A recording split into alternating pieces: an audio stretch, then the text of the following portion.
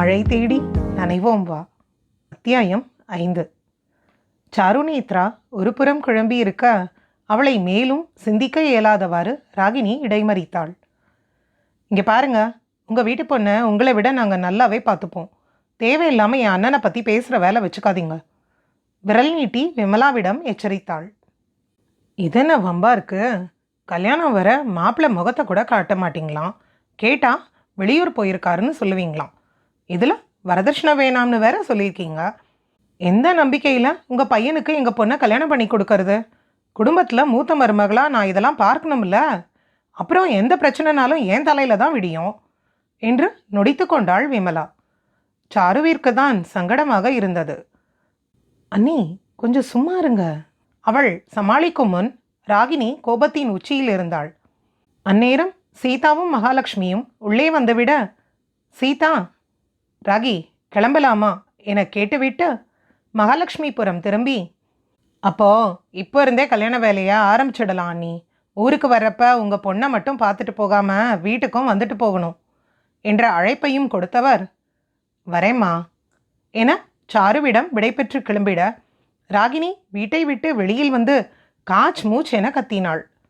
அந்த அண்ணிக்காரி என்ன பேசினா தெரியுமாம்மா? அவள் எரிச்சலாக கேட்க, தெரியும், நான் கேட்டுட்டு தான் இருந்தேன். பேசுகிறவங்க 1000 பேசத்தான் செய்வாங்க ராகி.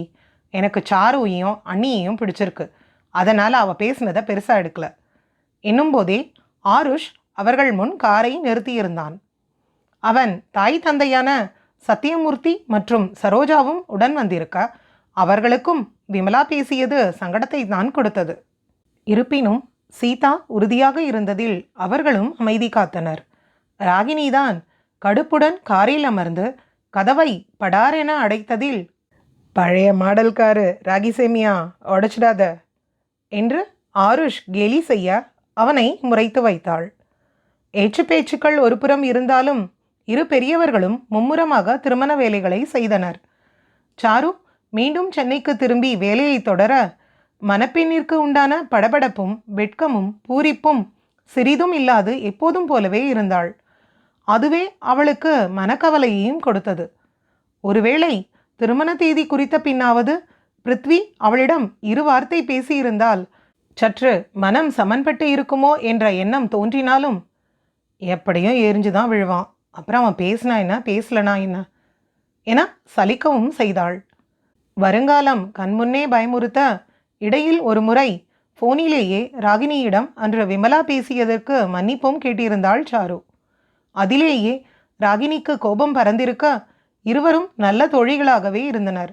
அவளது முகவாட்டம் புரிந்து ராகினியும் பலமுறை சாருவிடம் பேசக்கூறி பிருத்வியை வற்புறுத்த அவன் பேச எண்ணினாலும் அவனது வேலையும் அவன் 2 மாதம் அங்கு சென்றதற்கான காரணமும் அவனுக்கு நேரம் கொடுக்கவில்லை. கண்ணிமைக்கும் நேரம் 2 மாதங்களும் சென்றிருக்க திருமணத்திற்கு முந்தைய நாள் வரை பிருத்வி வந்து சேர்ந்த பாடில்லை. இவனை பாரு ஆருஷ், என்ன பண்ணுறான்னு. அவனை கேட்டு தானே தேதி குறித்தோம். 1 வாரத்துக்கு முன்னாடியே வந்துடுறேன்னு சொன்னவன் இன்னும் வரல. சாருவோட அண்ணிங்க பேசுகிறத காது கொடுத்து கேட்க முடியல ஏன்னா புலம்பி தள்ளிய ராகினியை, ரிலாக்ஸ் ராகி, எப்படியும் வந்துடுவான், நீ பதறி அத்தையும் பதற வைக்காத. அவளது தோள்பட்டையை அழுத்தி அவளை அமைதிப்படுத்த சீதாவிற்கும் உள்ளுக்குள் உதறல்தான். அங்கு சாருவிற்கும் மனதில் பல குழப்பம். ஒருவேளை கல்யாணம் பிடிக்காம வராமல் இருக்கானோ என்ற சிந்தனையே ஒரு சோர்வை கொடுத்தாலும், அதனை விட திருமணம் நின்றால் அன்னிமார்களிடம் தன் தாயல்லவா அவமானப்பட நேரும் என்ற பயமே நிறைந்து நின்றது. பின் தயக்கத்தையெல்லாம் தூக்கி எறிந்துவிட்டு அவனது எண்ணிற்கு அழைத்தாள். அதுவோ ஸ்விட்ச் ஆஃப் என்றே வர திருமணம் நின்றுவிட்டது என்ற முடிவுக்கே வந்துவிட்டாள். மண்டபம் முழுவதும் ஆட்கள் நிறைந்திருக்க 12 மணி வரை உறக்கம் வராமல் தவித்தவள் இறுதி முறையாக பிருத்விக்கு அழைத்து பார்க்க இம்முறை மணி அடித்தது. ஐயோ என்று பதற்றத்தில் ஃபோனை அணைத்து விட்டவளுக்கோ தன்னையே அரைந்து கொள்ளலாம் போல இருந்தது. பின் மீண்டும் அவனுக்கு அழைக்க ஃபோனை எடுக்கையில் அவனிடமிருந்தே அழைப்பு வர இந்த முறை ஏனோ ஒருவித தடுமாற்றமே தோன்றியது. தானாக எடுத்து எப்படி கேட்பது என்ற தயக்கம் மேலோங்க அலைபேசியையே வெறித்திருந்தாள். அந்நேரம் சாரு உறங்கிவிட்டாளா என்று பார்க்க வந்த ராகினி, என்ன சாரு இன்னும் தூங்காம என்ன பண்ற என கேட்டுவிட்டு, ஃபோன் அடிக்குது எடு என்றாள். வந்து ராகி, உன் அண்ணன் தான் ஃபோன் பண்ணுறாரு என்றதில், எடுத்து பேசு சாரு, அந்த எருமை எங்கே இருக்கான்னு கேளு என்க.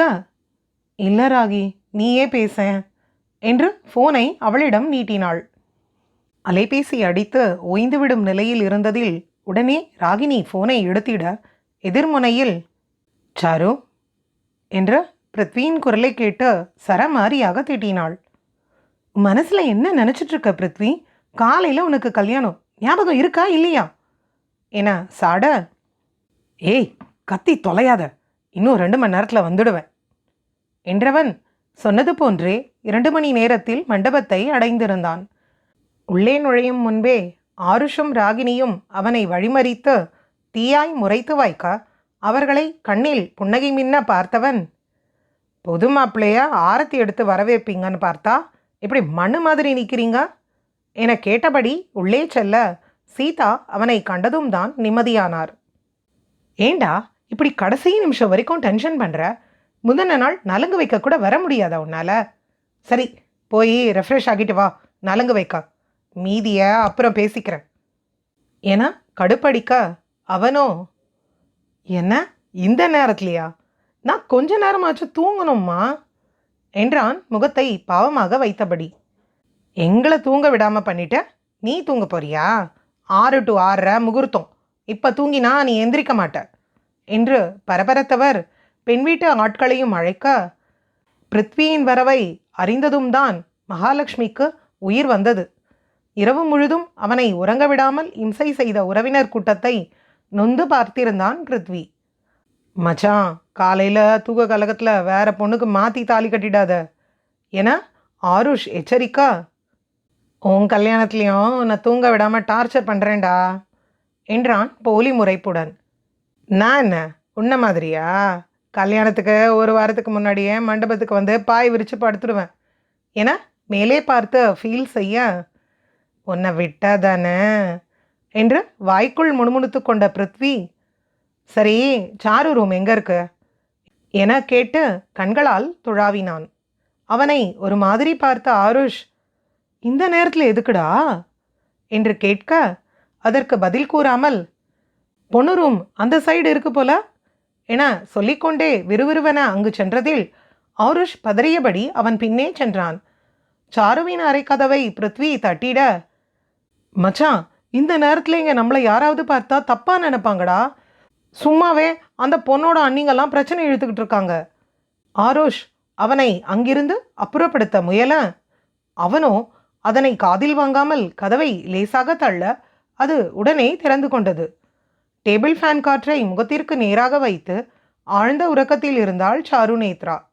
அவன் வந்துவிடுவான் என்ற செய்தியே அவளுக்கு நிம்மதி கொடுத்ததில் படுத்ததும் உறங்கிவிட்டாள். அவளை சில நொடிகள் பார்த்திருந்த பிருத்விதான், அடா பாவிங்களா, என்ன மட்டும் தூங்க விடாமல் இம்சை பண்ணுறீங்க, இவ என்னன்னா ஹாயா தூங்கிட்டு இருக்கா என இடுப்பில் கரம்பதித்து கடுப்பானவன் டேபிள் ஃபேனை அணைத்து விட்டுத்தான் நகர்ந்தான். பின்னே அவள் மட்டும் எப்படி தூங்கலாம் என்ற சிறு பொறாமைதான். மறுநாள் விடியல் மேளதாளத்துடன் ஆரம்பிக்க பிருத்விக்கு மட்டும் கொட்டாவியுடன் ஆரம்பித்தது. பட்டுவேட்டி சட்டையை அணிந்திருந்தவனுக்கு தானாக மாப்பிள்ளை களை தோன்றியிருக்க மணமேடையில் கன்னத்தில் கை வைத்து அமர்ந்திருந்தான். சீதா சிரித்த முகத்துடன் அவன் அருகில் அமர்ந்து பல்லை கடித்து கொண்டு, இப்போ எதுக்குடா கன்னத்தில் கையை வச்சுட்டு உட்காந்துட்ருக்க, பார்க்குறவங்க என்ன நினைப்பாங்க என்று அதட்ட, மாப்பிள்ளைக்கே தூக்கம் வருதுன்னு நினைப்பாங்க, போங்கம்மா போய் வேற வேலையை பாருங்க என கடுப்படித்தவனின் பார்வையில் சிக்கினாள் சாரு.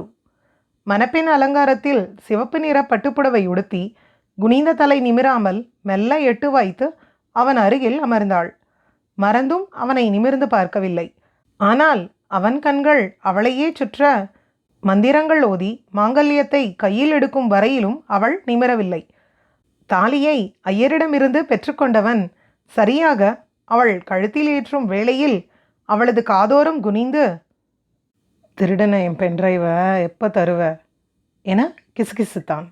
அதில் பட்டென நிமிர்ந்த சாரு இருக்கும் இடம் மறந்து கண்ணை சுருக்கி அவனை முறைத்து வைக்க, அம்முறைப்பில் தன்னை மீறி மெலிதாய் புன்னகைத்தவன் மாங்கல்யத்தை அணிவித்தான். அவன் புன்னகைத்தே இப்போதுதான் காண்கிறாள் பாவை. ஒருவேளை ஆஃபீஸில் தான் ஸ்ட்ரிக்ட் ஆஃபீஸராக இருப்பானோ என்ற தீவிர யோசனையில் இருந்தவள் அவன் விழிவீச்சில் மீண்டும் தலையை குனிந்து கொண்டாள். கூடவே என்னை கிண்டல் பண்ணுறானா இல்லை குத்தி காட்டுறானா என்ற குழப்பம் மிக அவனுடன் இணைந்து செய்ய வேண்டிய சம்பிரதாயங்களையும் செய்து முடித்தாள். உறவினர்கள் நண்பர்களின் வாழ்த்தையும் பரிசு பொருட்களையும் பெற்றுக்கொண்டவர்களுக்கு உட்காரக்கூட அனுமதி கிடைக்கவில்லை. மதிய உணவு வேளையும் வந்துவிட மணமக்களை உணவு உண்ண அழைத்துச் சென்றனர். அப்போதுதான் சீதா பிருத்வியிடம், முதல்ல 2 பேரும் ஊட்டி விட்டுட்டு சாப்பிடுங்க என்று சாருவிற்கும் கேட்கும்படிதான் கூறினார். ஆனால் சாருவிற்கு பசி வேறு வயிற்றை கிள்ளியதில் காதே அடைத்திருந்தது போலும்.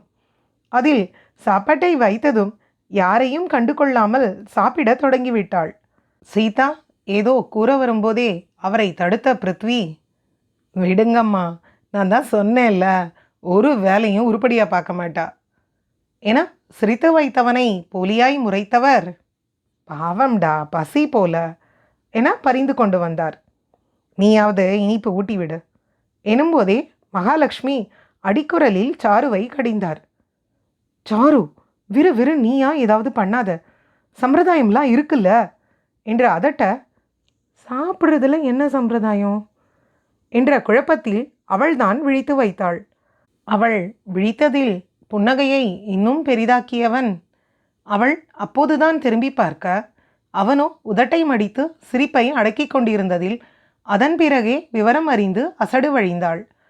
பின் முதலில் அவனே இனிப்பை ஊட்டிவிட தயக்கத்துடன் வாங்கி கொண்டவள் அவசரமாக அவனுக்கும் கொடுத்துவிட்டு மீண்டும் உண்ணும் பணியில் இறங்க, சரியான சாப்பாட்டு ராமியா இருப்பா போல என மானசீகமாக தலையில் அடித்து கொண்டவனுக்கு என்ன தெரியும்? கடந்த 1 வாரமாக அவளுக்கு உணவும் இறங்கவில்லை, உறக்கமும் கண்களில் இல்லை என. நல்ல வேளையாக அன்னிகளின் முன்பு தாயின் மானம் காக்கப்பட்ட மகிழ்ச்சியில் இப்போதுதான் ஆசுவாசமாகிறாள். பிருத்விதான் நொடிக்கு ஒரு முறை அவளை திரும்பி திரும்பி பார்க்க, அப்படி ஒருவன் அருகிலேயே இல்லை என்ற ரீதியில் அவள் ராகியிடம் இயல்பாக பேசுவதுமாக சாப்பிடுவதுமாக இருந்ததில் சற்றே கடியானான். அதில் மெல்ல அவள் அருகில் வந்தவன் அவளுக்கு மட்டும் கேட்கும் வண்ணம், என் பென்ட்ரைவை திருப்பி தந்தாதான் நமக்கு ஃபர்ஸ்ட் நைட் நடக்கும் என்று நக்கலாக கூறி அவளை திகைக்க வைத்தான். உண்ட உணவு தொண்டையில் சிக்கிக்கொள்ள என்று இரும்ப ஆரம்பித்தாள் பெண்ணவள். எந்த நேரத்தில் எதை பற்றி பேசுகிறான் என நெளிந்தவள் அவனை முறைக்கவும் முடியாமல் அடுத்த விள்ளலை விழுங்கவும் இயலாமல் தவித்தாள். அவளது தவிப்பில் உற்சாகமானவன் நிம்மதியாக உண்ணத் தொடங்கினான், உள்ளுக்குள் பூத்த குறுகுறுப்புடன். அனைத்தும் முடிந்து புகுந்த வீட்டிற்கு கிளம்ப எத்தனைத்தவளைக் கண்டு மகாலட்சுமிக்குத்தான் கண்ணீர் முட்டியது. அவளுக்கும் தாயை விட்டு பிரிவதில் தேம்பலே வர அவரை கட்டிக்கொண்டு மௌனமாக கண்ணீர் சிந்தினாள். முதலிலும் தனியாக இருந்தவள்தான். ஆனால் வேலைக்கு சேர்ந்து சில மாதங்களில் அவரை அவளுடனே இருக்க வைத்து கொள்ளதான் ஆசைப்பட்டாள். இனி அவள் நினைத்தாலும் அவர் விருந்தாளியாகத்தானே வந்து செல்ல இயலும் என்ற நினைவே அவளின் மனதை பிசைய மகாலட்சுமி அவள் கண்ணை துடைத்துவிட்டு ஆறுதலும் அறிவுரைகளும் கூறி அனுப்பினார். சீதா அவர்களையும் வீட்டிற்கு வர சொல்ல, அது சரிவராது அண்ணி, நாங்கள் இப்படியே ஊருக்கு கிளம்புறோம், மறு வீட்டுக்கு நீங்கள் எல்லாரும் வாங்க என்று அழைப்பு விடுக்க அவரை மேலும் வற்புறுத்தாமல் சாருவை வீட்டிற்கு அழைத்து வந்தனர். மண்டபத்தில் இருந்து வீட்டிற்கு வரும் வழியிலும் சாருவின் கண்கள் அவ்வப்போது அவளின் தந்தையை எண்ணி கலங்கி நிற்க, பிருத்வியின் விழிகளோ அவள் மீதே படிந்திருந்தது. பின் வீட்டிற்கு வந்ததும் புதுமண தம்பதியருக்கு பாலும் பழமும் கொடுக்கப்பட ராகினி மற்றும் சீதாவின் அரவணைப்பில் சற்று தேறினாள். அவளை ராகினியின் அறையில் ஓய்வெடுக்க அனுப்ப பிருத்வியின் கண்கள் தூக்கத்திற்கு கெஞ்சியது. அதில் அவனும் அவன் அறைக்கு செல்லப்போக ஆருஷ் அவனை தடுத்து, நீ இங்கேயே இரு மச்சான், உள்ள ரூமை டெக்கரேட் பண்ணிட்டு இருக்காங்க என்றதில், எதுக்குடா என்றான் புரியாமல். அவன் கன்னத்தில் குத்திய ஆருஷ், போ மச்சான், பச்சை மண்ணாவே இருக்க, இன்னைக்கு உனக்கு ஃபர்ஸ்ட் நைட்ல என்று கூறிவிட்டு அவன் வெட்கப்பட அவனை கேவலமாக ஒரு பார்வை பார்த்த பிருத்வி, டேய், உங்களுக்கெல்லாம் மனசாட்சியே இல்லையா? நேற்று முழுக்க நான் தூங்கலடா என முறைக்க, அதுக்கு ஃபர்ஸ்ட் நைட்டில் தூங்க போறியா என்றான் தலையில் அடித்து கொண்டு. மவன, உன் கல்யாணத்தில் இதெல்லாம் நான் திருப்பி கொடுக்கல, நான் பிருத்வி இல்லடா என்று கருவிக்கொண்டது தெரியாமல் அவன் ராகினியை சைட்டடித்து கொண்டிருந்தான். இதோ அதோவென இரவும் வந்துவிட செய்யப்பட்ட அலங்காரங்களை வேடிக்கை பார்த்தபடி கட்டிலில் சாய்ந்து அமர்ந்திருந்தான் பிருத்வி. சாருவிற்குத்தான் மனம் ஒரு நிலையில் இல்லை. மீண்டும் பென்ட்ரைவ் பற்றி கேட்டால் நிச்சயம் அழுது விடுவாள். இச்சிறு விஷயத்திலும் தன் மீது நம்பிக்கையற்றவனிடம் காலம் முழுக்க எப்படி வாழ்வது? இத்தனைக்கும் திருமணத்திற்கு முந்தைய நாள் வரை தன்னிடம் ஒரு வார்த்தை கூட பேசவில்லை என வருத்தம் கொண்டவளுக்கு அவன் ஃபோன் செய்தது நினைவில் வந்தது. அதுவும் நான் பண்ணதுனால தான் திரும்ப பண்ணாரு என முறுக்கி கொண்டவள் குழப்பத்தின் மறு உருவமாக மெல்ல அடி வைத்து பிருத்வியின் அறைக்குள் நுழைந்தாள். சற்றும் விழி நிமிர்த்தி அவனை காணவில்லை அவள்.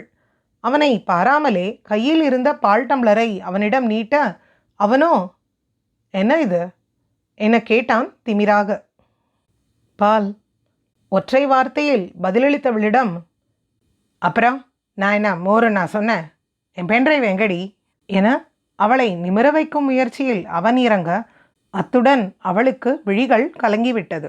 ஒரு சொட்டு கண்ணீர் கன்னங்களின் வழி உருண்டோட தன்னை முறைப்பாள் என எதிர்பார்த்தவனோ இப்போது திடுக்கிட்டு, ஏய், இப்போ எதுக்கு கண்ணை கசக்கிற என பதறி அவள் கையை பிடித்து அமர வைத்தான். நான் ஒன்றும் எதையும் திருடலை, நான் தான் அன்னையிலேருந்து சொல்கிறேன்ல, அப்படியே நான் தான் திருடி இருக்கேன் நம்பினா எதுக்கு என்னை கல்யாணம் பண்ணிக்கிட்டீங்க? இன்னும் கொஞ்ச நேரம் லேட்டாக வந்திருந்தா கல்யாணமும் நின்று இருக்கும்ல. கல்யாணம் நிற்கணும்னு தானே நீங்கள் கடைசி நிமிஷம் வரைக்கும் வராமல் இருந்தீங்க. மனதில் இருந்ததை கேவலுடன் கொட்டியவளை கண்டு சிரிப்பு முட்டியது அவனுக்கு. அவள் கையில் இருந்த பாலை வாங்கி டேபிள் மீது வைத்தவன், அரலூசு, நீ என்னை பார்க்காம தரையே பார்த்துட்டு இருந்ததுனால உன்னை பார்க்க வைக்க தான் டீஸ் பண்ணேன் என விளக்கம் அளித்தவனின் கரங்களுக்குள் அவள் கரங்கள் சிறைப்பட்டு இருந்தது. அதனை அவள் உணராது அவனது விளக்கத்திலும் திருப்தி கொள்ளாது இன்னும் கண்ணீர் சிந்த, சாரோ என அதட்டியபடி அவளை நிமிர்த்தினான். ஒரு நொடி அவன் விழிகளை ஏறிட்டவள் மீண்டும் விழித்தாழ்த்தி கொள்ள, பென்ட்ரைவை எடுத்தது ஸ்னேகா தான் சாரு, அன்னைக்கே அவளை கண்டுபிடிச்சி வேலையை விட்டு தூக்கியாச்சு என்றதில் நிமிர்ந்தவள், ஸ்னேகாவா என்றாள் புரியாமல். என் மேலே இருக்கிற கடுப்பில் பென்ட்ரைவை எடுத்துகிட்டு அந்த ஃபுட்டேஜையும் அழிச்சிருக்கா. பழிய உன் மேலே போடுறதுக்காக என் ஐடி கார்டை உன் கேபினில் வச்சுட்டு போயிருக்கா என்றவன் அவள் கன்னத்தில் உறைந்திருந்த கண்ணீரை துடைத்து விட அவனை முறைத்து கையை தட்டி விட்டவள், அப்புறம் ஏன் என்ன கார்னர் பண்ணிகிட்டே இருந்தீங்க இப்போ வர என்று மேல்மூச்சு கீழ்மூச்சு வாங்க வினவ, கீழுதட்டை கடித்து அவள் முகத்தை அளந்தவன், உன்னை கோபப்படுத்தி பார்க்கதான் என்றான் அசட்டையாக. அதில் சிறிது ரசனையும் கலந்தே இருந்தது. அதில் மேலும் முறைத்தவளை அவன் அழுத்தமாக பார்த்து வைக்க அப்பார்வையில் திணறியவள் சட்டென விழிகளை திருப்பிக் கொண்டாள். பின் புருவம் சுருக்கி நிமிர்ந்து, ஸ்னேகாவுக்கு உங்கள் மேலே என்ன கடுப்பு, என்னையே மாட்டிவிட நினைச்சா என புரியாமல் கேட்க, ஒரு தடவை அவளை நான் ஹாஷாக திட்டேன், அதுக்கு பண்ணியிருக்கா. உன் டிசைன் நல்லா இருக்குன்னு வேற சொல்லி அனுப்பியிருந்தேனே, அதை அவகிட்ட சொன்னியாக்கும் அவன் எகத்தாளமாக கேட்க, என தலையாட்டினாள்.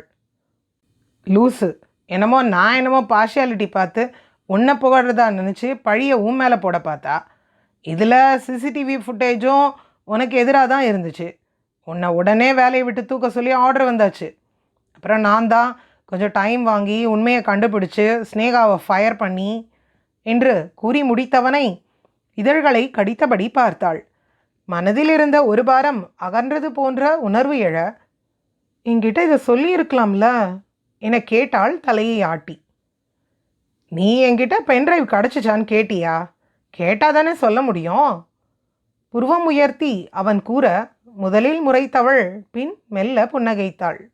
அதன் பிறகே அவளது கரங்கள் அவன் கரங்களுக்குள் இருப்பது புரிந்து திருத்திருவென விழித்தவள் தயக்கத்துடன் கையை உருவிக்கொள்ள இன்னும் அவன் தீண்டலின் கதகதப்பு உள்ளங்கையில் இருப்பது போன்ற பிரமை தோன்றியதில் மெலிதான சிவப்பு படர்ந்தது அவளது மேனியில். Please share and subscribe our channel. நன்றி.